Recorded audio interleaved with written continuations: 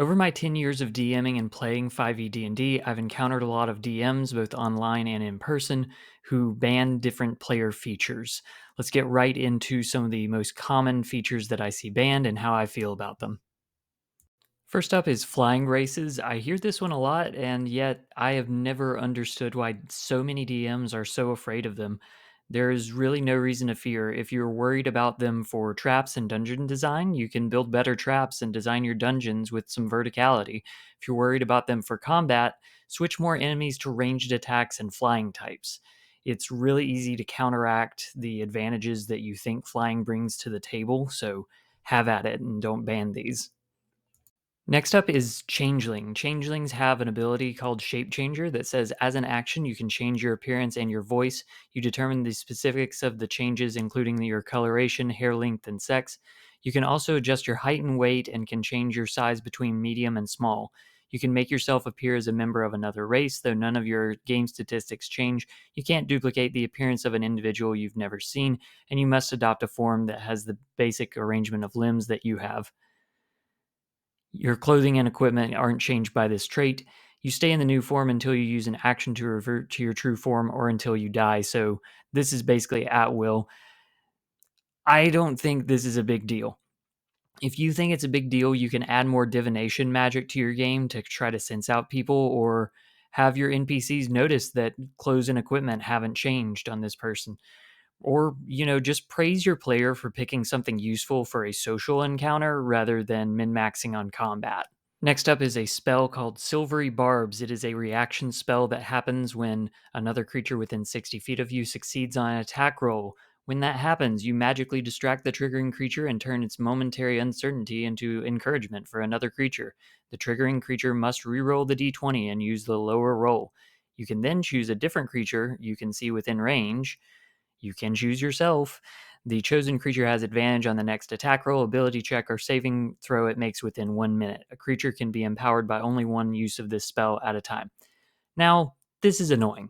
In general, I don't like features that change the dice roll because it seems too gamey rather than narrative, and it really throws off my groove of telling the story of the dice.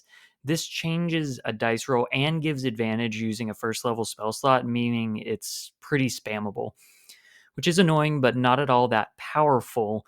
And I think I've seen players realize this as they cast it. Silvery Barbs hasn't been a problem for me, and I don't foresee banning it.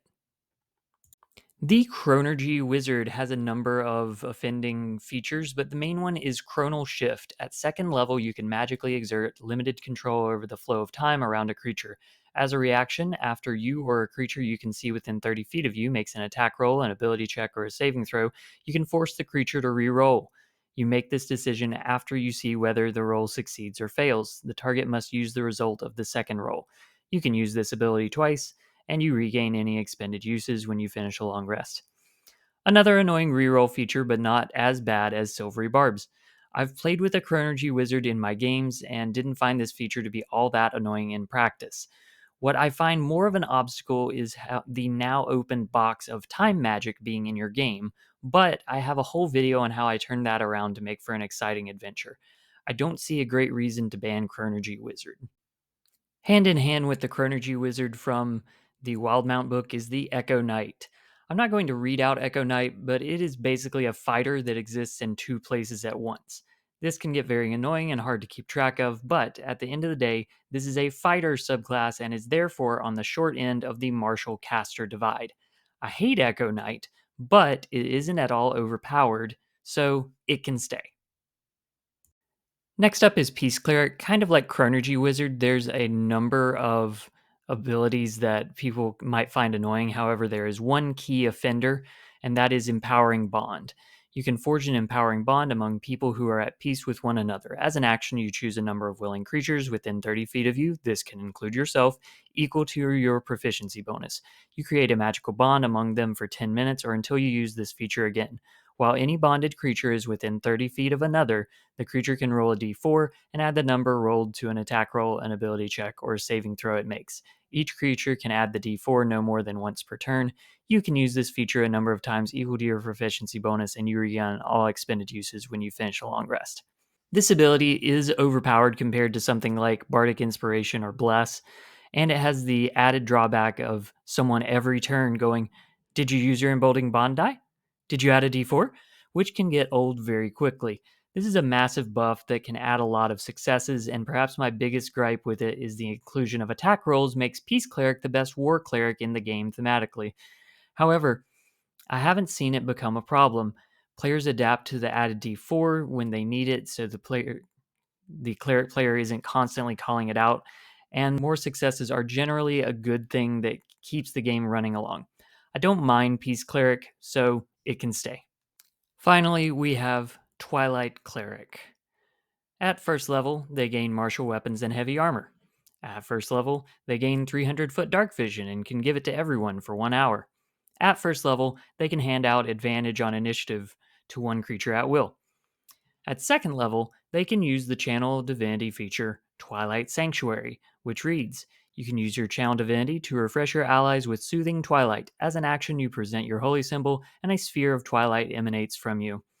The sphere is centered on you, has a 30-foot radius, and is filled with dim light. The sphere moves with you, and it lasts for 1 minute or until you are incapacitated or die.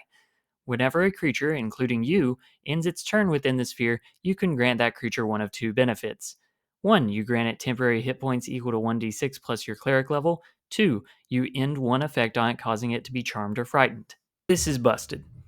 And I say it's busted because we can compare it to other temporary HP effects at similar levels and see the disparity.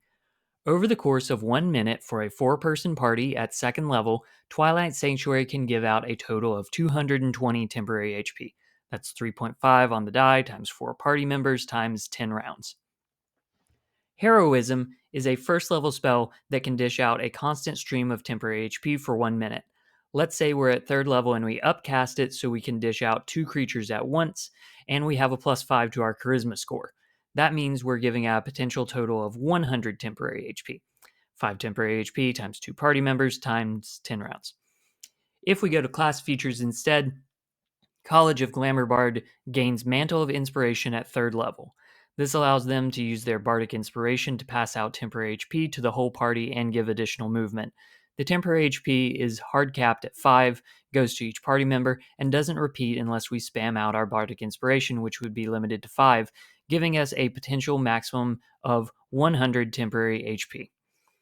Twilight Sanctuary is broken on a fundamental level. Putting aside the math, it forces the party to clump together around the cleric so the cleric can pass this out to them at the end of every turn, potentially slowing down play. I've played with 4 Twilight clerics at this point, and the effect on combat is always noticeable. You have to put in more enemies or more damage on enemy attacks to make up for this deficit in effective HP for the party, and that's the only way around it. In short, Twilight Cleric is the one feature in 2014 D&D 5e that I could see being bannable, and that remains relevant for 2024 D&D 5e. But I am very reluctant to give a flat no to a player, especially if someone were paying to play in one of my games. So, here's how I would approach it. So we're at session 0, and somebody says, "Hello Jackson, I would like to play a Twilight Cleric." My response would be, "Okay, Twilight Cleric is a notoriously overpowered subclass. Is there a reason why you wanted to play it?" If their answer is, "Well, yeah, I know it's overpowered, so I wanted to do it," now we have a start to a difficult conversation. If their response is more like, "Oh, I just think they're neat," well, this can go down a little easier. I can recommend some other cleric subclasses for them. We can keep the flavor that they wanted for Twilight Cleric, but avoid this subclass entirely. If they gave the first answer, though, and they know it's overpowered and they want to play it because it's busted, I will say, "Okay, I'm not going to tell you you can't play this class. However, please understand that because you are knowingly playing an overpowered subclass, I am going to power up my monsters effectively. Are you okay with that?" If they are okay with that, then we have a game and we can keep playing and they can play their hyper support carry. If they're not okay with that, I don't think they're a good fit for my game or any game because they're just trying to abuse the system to outplay other players and the DM. And that's not cool.